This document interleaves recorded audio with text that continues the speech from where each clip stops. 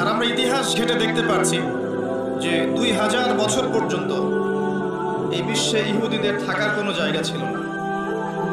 তারা উদ্বাস্তুর মতো ঘুরেছে এবং ফিরেছে। এমনকি নবী সাল্লাল্লাহু আলাইহি ওয়াসাল্লামের যুগেও ইহুদিদের 3টা গোত্র ছিল, বানু কাইনুকা, বানু নাজির, বানু কুরাইজা। রাসূলুল্লাহ সাল্লাল্লাহু আলাইহি ওয়াসাল্লাম ইন্তেকালের পর তাদেরকে আরব উপদ্বীপ থেকে বহিষ্কার করা হয়। শতাব্দীর পর শতাব্দী চলে গেছে, তারা কখনো একটা রাষ্ট্র খুঁজে পায়নি, স্বতন্ত্র সার্বভৌম রাষ্ট্র ছিল না।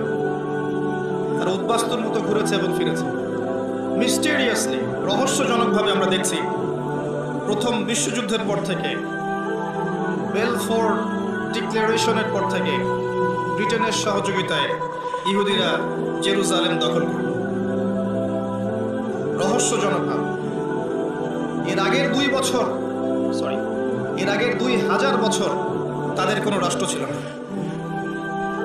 ইতিহাস ঘেঁটে দেখেন, নবী দাউদ আলাইহিস সালাম এবং সুলাইমান আলাইহিস সালাম তাদের সময় তাদের স্টেট ছিল, তারা এই বিশ্বের রুলিং স্টেট ছিল।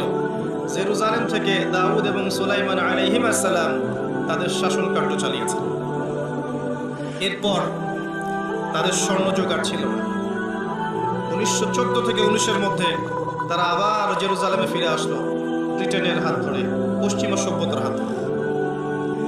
আসার পর তারা ট্যুরিস্ট হিসেবে আসেনি, ঘুরে বেড়াতে আসে নাই, বরং ডে বাই ডে তারা প্যালেস্টাইনিদের উপর অত্যাচার বাড়াতে থাকলো, তাদের ভূমি দখল করতে থাকলো। এক পর্যায়ে ঘটনাটা এমন ঘটলো যে আমি একটা বাড়ির মালিক, আমার বাসার দরজায় মেহমান এসেছে, আমি দেখলাম যে মেহমানের খাবার নেই, কাপড় নেই, তার উপর অনেক অত্যাচার হয়েছে। আমি মেহমানকে গেট খুলে বাসায় ঢোকালাম, তাকে বসালাম, ড্রয়িং রুমে মেহমান বসলো, তাকে আপ্যায়ন করলাম, খাবার দাবার দিলাম, সে সুস্থ সবল হলো, তার অবস্থা ভালো হলো। এক পর্যায়ে সেই মেহমান আমাকে বাসা থেকে বের করে দিল এবং আমি বাসার দরজায় দাঁড়িয়ে গেট নক করছি, আমার বাসা আমাকে ফেরত দাও, আমার বাসা আমাকে ফেরত দাও। আর সে মেহমান আমাকে বলছে যে আপনি একজন সন্ত্রাসী।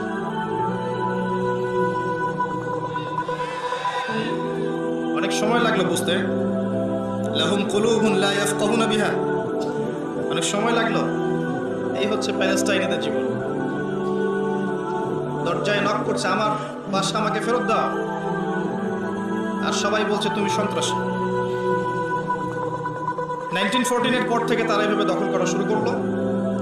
আস্তে আস্তে আস্তে বিগত 70 বছরে প্রথমে ব্রিটেনের হাত ধরে, তারপরে আমেরিকা এবং পশ্চিমা সভ্যতার হাত ধরে তারা আস্তে আস্তে এমন উন্নতি সাধন করলো যা বিগত 2000 বছরে তারা করেনি। তারা রাষ্ট্র পেল, সার্বভৌম ক্ষমতা পেল, জেরুজালেমকে রাজধানী ঘোষণা করা হলো, তারা মিডিয়া নিয়ন্ত্রণ করা শুরু করলো, প্রযুক্তিগত উন্নয়ন সাধন করলো, নিউক্লিয়ার ওয়েপেন্স তৈরি করলো। তাদের মাথা ব্যথার কারণ এটা যে ইরান কয়টা নিউক্লিয়ার ওয়েপেন্স তৈরি করছে, কিন্তু ওদের মাথা ব্যথার কারণ এটা নয় যে আমরা কয়টা করছি, মানে স্টেট অফ ইসরায়েল কয়টা করছে। সারা বিশ্বকে তারা দেখাতে লাগলো যারাই তাদের বিরোধিতা করবে তারাই সন্ত্রাসী, এবং সারা বিশ্ব ওদের ভাষায় কথা বলা শুরু করলো। এখন পর্যন্ত সবাই মোটামুটি ওই ভাষায় কথা বলে।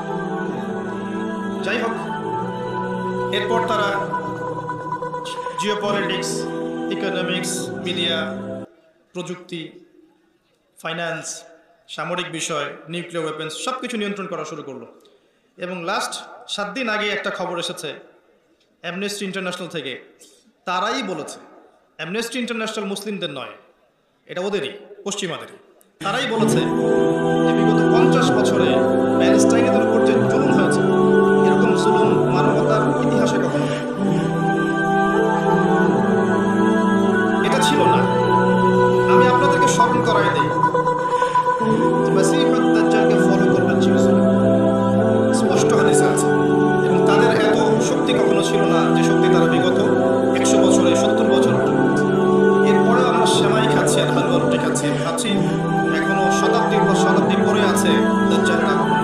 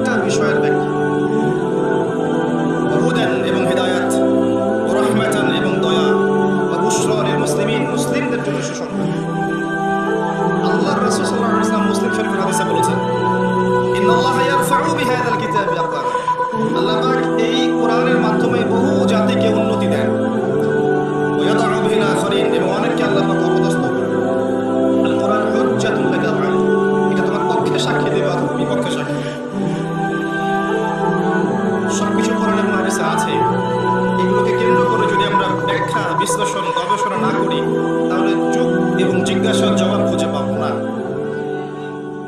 অবশ্যই গবেষণায় ভুল হতে পারে, ভুল হলে গবেষক সূত্রে নেবেন।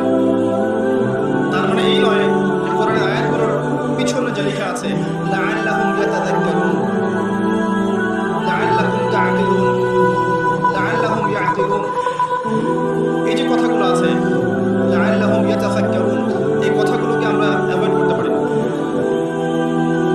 তো যে পয়েন্টটা থেকে এখানে আসলাম, এই সূরা আপনাকে মাসিহুদ দাজ্জালের ফিতনা থেকে বাঁচাবে আর দাজ্জালকে ফলো করবে, এই নাই।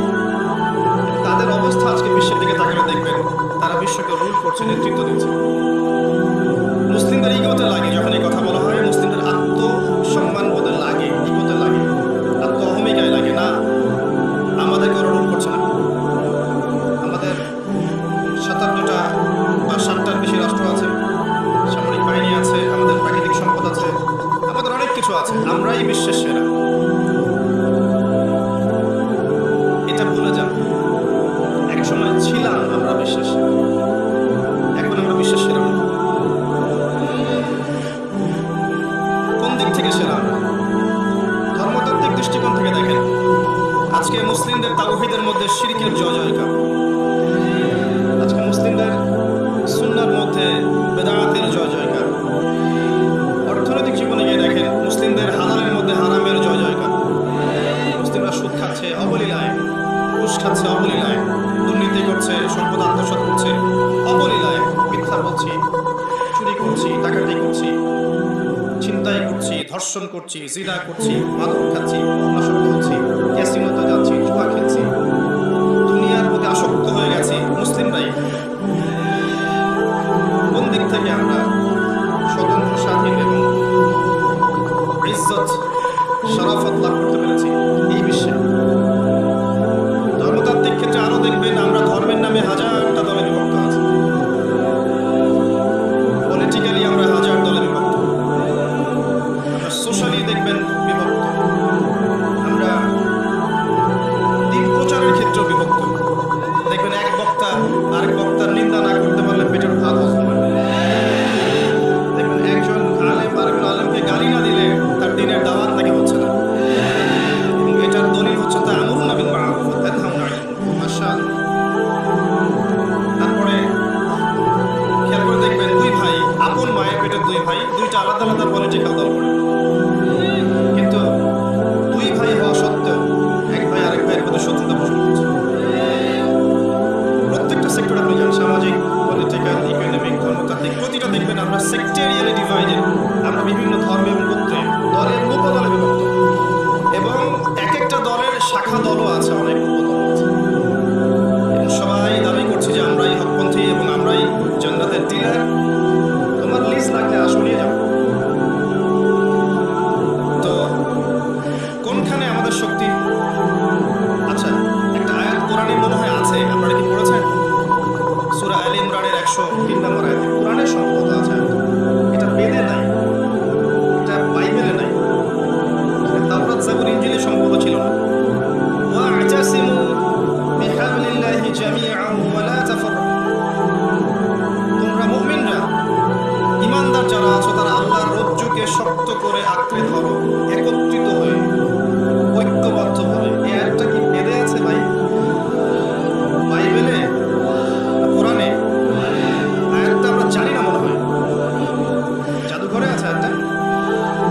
যখন একটা আয়াত কোরআনে থাকে, দুটো আদেশ, ওয়া'তাসিমু বিহাবলিল্লাহি জামিআন ওয়া লা তাফাররাকু। আল্লাহর রজ্জু মানে কি? কোরআন, সুন্নাহ এবং দ্বীন ইসলাম। এর চেয়ে বেশি ব্যাখ্যার তো প্রয়োজন নাই। এটাকে আল্লাহ বলেছেন ঐক্যবদ্ধভাবে আঁকড়ে ধরতে। এটার কি তাফসীরের প্রয়োজন হয়? ওয়ালা তাফাররাকু, এবং দলে দলে বিভক্ত হয়েও না তোমরা। বিভক্তিটা কি জনগণ করে? আম জনগণ, যারা ফলোয়ার্স, যারা মুকাল্লিদ, তারা কি বিভক্তির স্রষ্টা? আয়াতটা কোরআনে আছে। একটা আয়াত যখন স্পষ্ট কোরআনে থাকবে এবং আমরা চাক্ষুষ দেখেও পাশ কাটিয়ে যাচ্ছি, এটা কি কোরআনের অবমাননা নয়?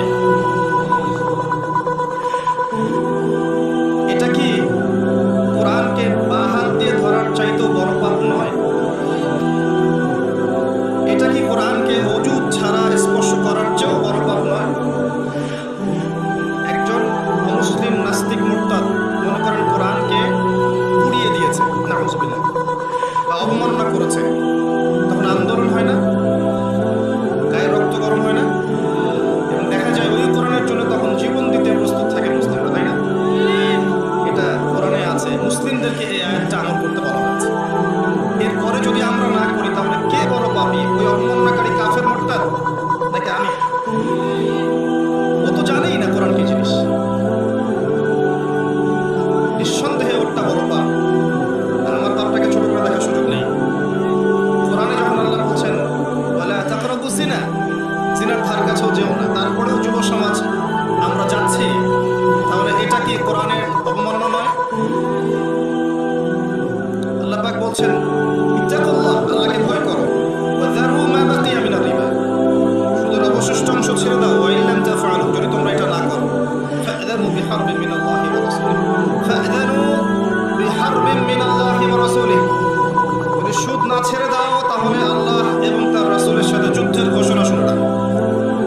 এটা কোরআনে আছে, আমি বানিয়ে বলিনি, এটা ওই কোরআনেই আছে যে কোরআন আপনার বাসায় আছে। জাস্ট সূরা বাকারাটা খোলেন, শেষের দিকে দেখেন, তৃতীয় পড়ায় আছে। এরপরেও আমাদের পুরো ইকোনমিক সিস্টেম সুদভিত্তিক, এটা কি কোরআনের অবমাননা নয়? এটাকে শুধু অজু ছাড়া স্পর্শ করলে অবমাননা হবে? আল কোরআনের আলো ঘরে ঘরে জ্বালতে চাই, তাই না? 80% মুসলিম কোরআন তেলাওয়াত করতে জানে না। যারা মুখস্থ করছি কোরআন, দেখা যায় মুখস্থ করার পরে আরো 20-30 বছর পার হয়ে গেছে, কিন্তু এখন পর্যন্ত কোরআনের অর্থ সে জানে না। কোরআনের বেশিরভাগ আয়াতের অর্থ আমরা আমজনতা জানি না। কোরআনের আদেশ পুরো মানতে পারি না, নিষেধগুলোকে বর্জন করতে পারি না। কিন্তু আছেন এমন যারা আদেশ কিছুটা মানে ঠিকই, নিষেধকে বর্জন করতে পারি না। কোরআনের দাওয়াত, প্রচার, প্রতিষ্ঠা, আল্লাহর জমিন, আল্লাহর দিন প্রতিষ্ঠার জন্য চেষ্টা করি না। এই বিষয়গুলোকে কোরআন এবং সুন্নাহকে অবমাননা করা হয় কিনা এর উত্তরটা আপনারা খুঁজবেন।